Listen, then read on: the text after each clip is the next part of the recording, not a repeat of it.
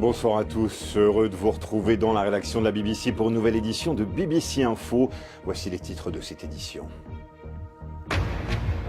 Le Nigeria déclare l'état d'urgence après la mort d'une deuxième personne à Lagos des suites du virus Ebola. Dernier jour du sommet États-Unis-Afrique à Washington. Après l'économie, il a été question aujourd'hui de sécurité. Historique, une sonde spatiale accompagnera pour la première fois une comète autour du Soleil.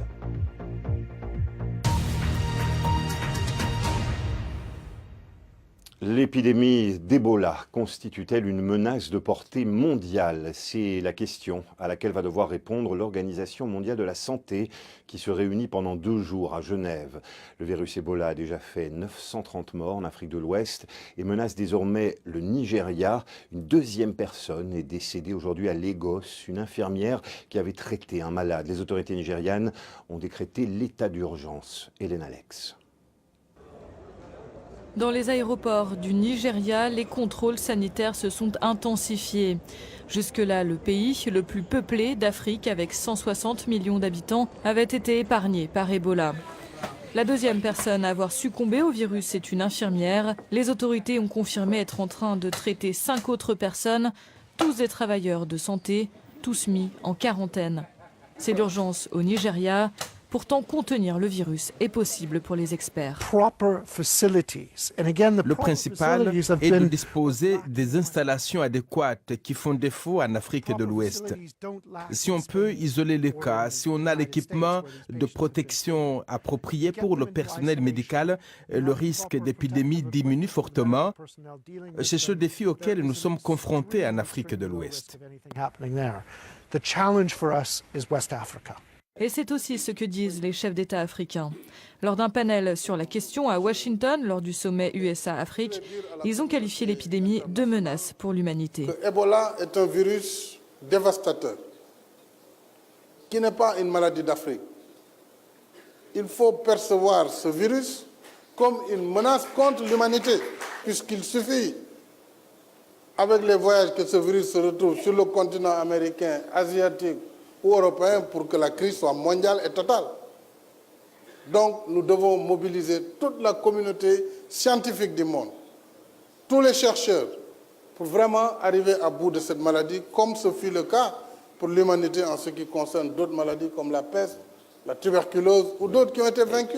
L'Organisation mondiale de la santé a convoqué une réunion d'urgence à Genève pour décider si cette épidémie constitue une urgence de santé publique de portée mondiale. La décision interviendra vendredi. British Airways a suspendu hier ses vols pour la Sierra Leone et le Liberia. Une mesure préventive, mais c'est surtout d'aide que les pays ouest-africains ont besoin. Oui, l'OMS vient d'annoncer qu'il allait organiser une rencontre pour discuter de l'opportunité de l'usage des traitements expérimentaux sur les malades. D'Ebola, il en a été question aussi au sommet États-Unis-Afrique à Washington, qui entre dans son 3e et dernier jour.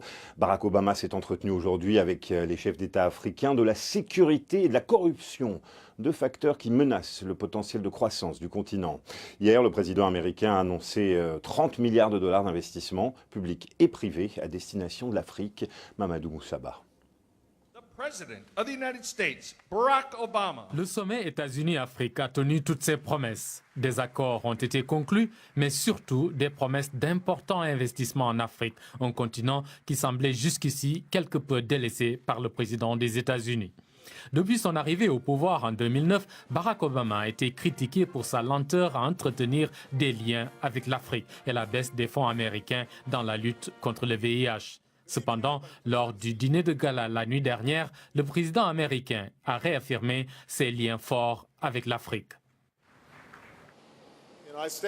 Je me tiens devant vous en tant que président des États-Unis et comme un fier Américain, mais aussi comme le fils d'un homme de l'Afrique. Le sang de l'Afrique traverse notre famille. Les liens entre nos pays, nos continents sont profondément personnels. À l'issue de ce sommet, les entreprises américaines se sont engagées à débloquer 14 milliards de dollars sur le continent en mettant l'accent sur le commerce et l'investissement. La Banque mondiale a annoncé un investissement de 5 milliards de dollars dans le programme énergétique américain en Afrique. Le géant américain de l'énergie, General Electric, s'engage aussi à verser 2 milliards de dollars pour stimuler les installations électriques et l'accès à l'énergie.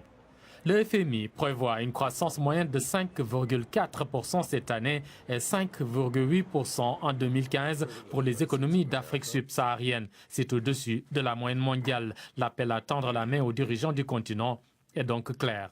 Aujourd'hui, l'accent a été mis sur les défis sécuritaires, une question qui, selon John Kerry, est étroitement liée à la stabilité économique. En définitive, si l'Afrique accède à la stabilité et à la capacité de se construire, nous allons tous en bénéficier sur une base globale. Il y aura moins de phénomènes tels que Boko Haram ou Al-Shabaab. Il y aura moins de raisons pour lesquelles les gens se laissent influencer par des idéologies extrémistes. Sur le long terme, difficile de prédire ce que ce sommet apportera aux populations d'Afrique. Mais les dirigeants du continent et beaucoup à Washington espèrent que c'est le début d'une nouvelle ère, plus prospère dans les relations américano-africaines. Alors hier soir, les dirigeants africains à Washington ont été conviés à la Maison-Blanche par Michel et Barack Obama pour un grand dîner formel. On y a bien mangé et il y avait même des stars, comme nous le raconte Geneviève Sagno. Un à un, les chefs d'État africains sont arrivés à la Maison-Blanche, souvent accompagnés de leur épouse. Il y avait Ibeka, le président malien, Joseph Kabila, le président de la RDC, Paul Kagame, le président rwandais, accompagné de sa fille, et Paul Biya, le chef de l'État camerounais, accompagné de Chantal, son épouse, dont l'impressionnante coiffure en a fait une figure culte dans les médias américains. Outre la quarantaine de dirigeants, Barack Obama et son épouse Michelle avaient convié des patrons et des stars comme Robert De Niro. To the new Africa, the Africa that is rising and so full of promise, and to our shared task to keep on working for the peace and prosperity and justice that all our people seek. Au menu des festivités, soupe de tomates froides, salade de légumes à la crème, filet de bœuf maturé accompagné de chips de bananes plantain. La soirée s'est achevée en musique avec un show d'un célèbre chanteur américain, Lionel Richie. When I'm easy like Sunday morning. Le reste de l'actualité en bref et en images. Deuxième jour de la trêve à Gaza qui semble tenir pour l'instant alors que se tiennent au Caire des négociations entre délégations palestiniennes et israéliennes pour tenter de prolonger le cessez-le-feu.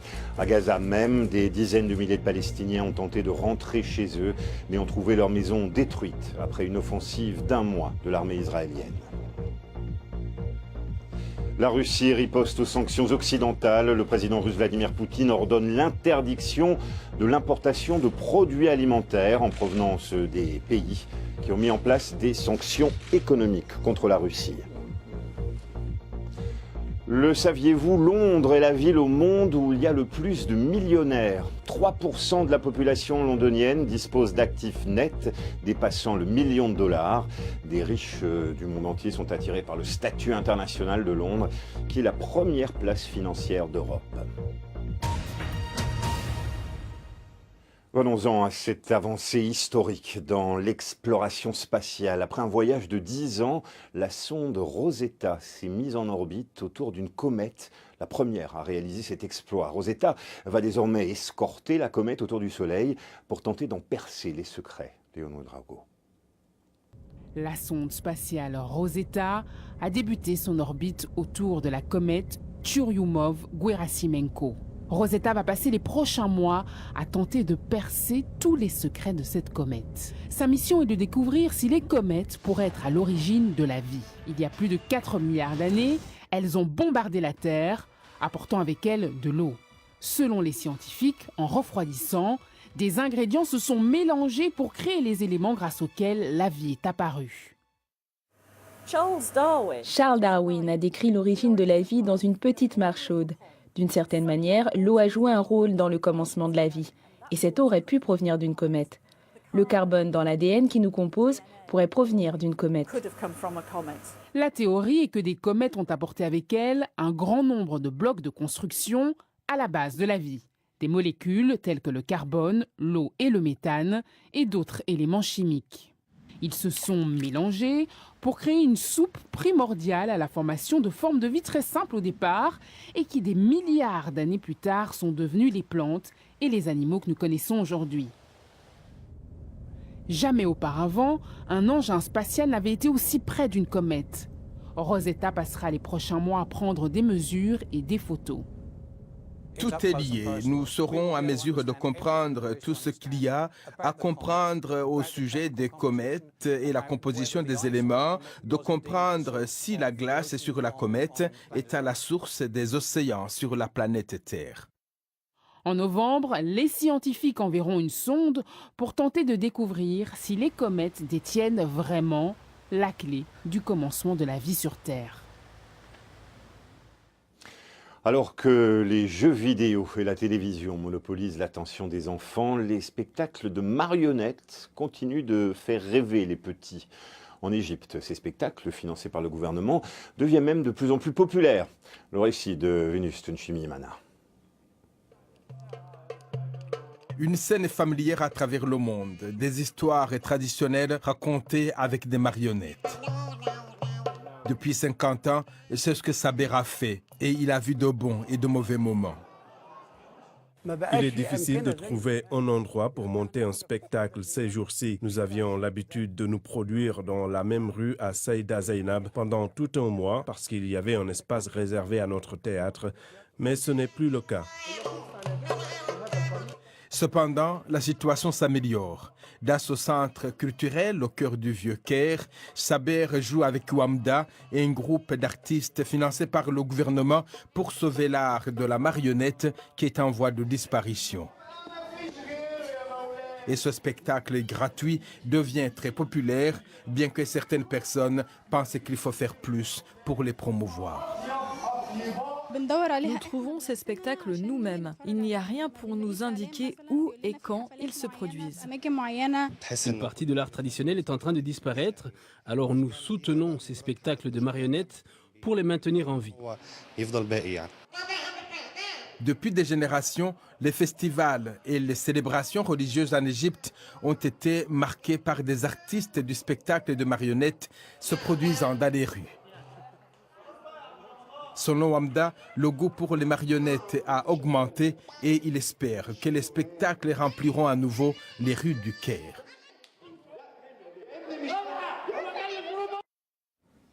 En mot d'actualité sportive, Neymar est de retour à Barcelone. L'attaquant brésilien vedette s'est entraîné pour la première fois au Barça depuis sa blessure du mondial. Souvenez-vous, Neymar s'était blessé au dos dans ce fameux quart de finale contre la Colombie.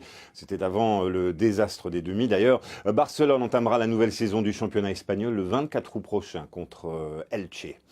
La saison des transferts bat son plein parmi les clubs européens. Le gardien espagnol Pepe Reina prend le chemin du Bayern de Munich, le champion d'Allemagne. Le portier de Liverpool avait été prêté la saison dernière à Naples et Liverpool a donc conclu un transfert vers le Bayern. On va se quitter sur ces images d'un bel effort collectif pour sauver un homme coincé dans le métro. Ça se passe à Perth, en Australie. La scène a été filmée par les caméras de sécurité. L'homme est en mauvaise posture, vous le voyez, il tombe entre le quai et la rame de métro.